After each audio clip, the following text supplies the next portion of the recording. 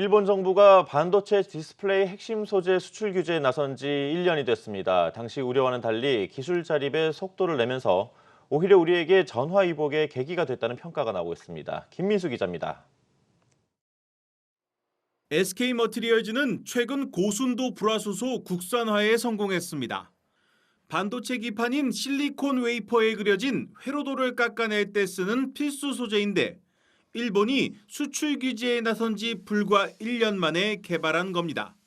SK머티리얼즈는 기존에 상품화된 제품들이 모두 불화수소를 기반으로 하는 제품이었고 따라서 장기간 동안 불화수소에 대한 기술력을 축적하고 있었습니다. 작년 일본 수출 규제가 있으면서 이 고순도 불화수소를 개발하는 데 조금 더 속도를 붙이는 계기가 되었습니다. 우리 반도체 디스플레이 산업을 겨냥한 일본의 수출 규제는 오히려 기술 자립의 계기가 됐습니다.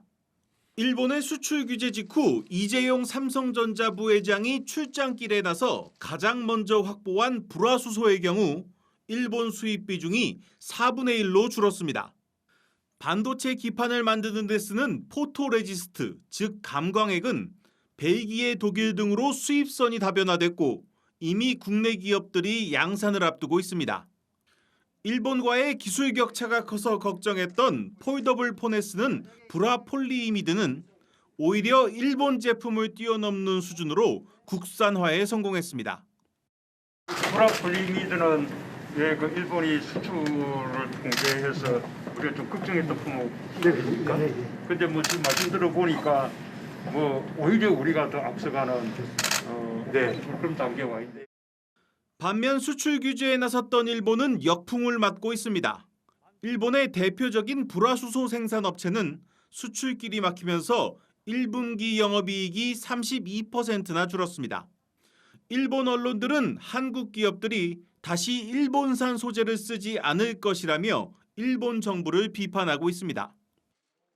결국은 1년 동안 일본에 수출 규제를 했지만 실제적으로 우리 반도체 디스플레이 업계에서는 커다란 피해가 없었던 것입니다. 반면 이제 일본 업체의 경우는 한국으로 수출을 해오다가 수출을 못하게 되어서 실제적으로 피해를 입은 그런 결과.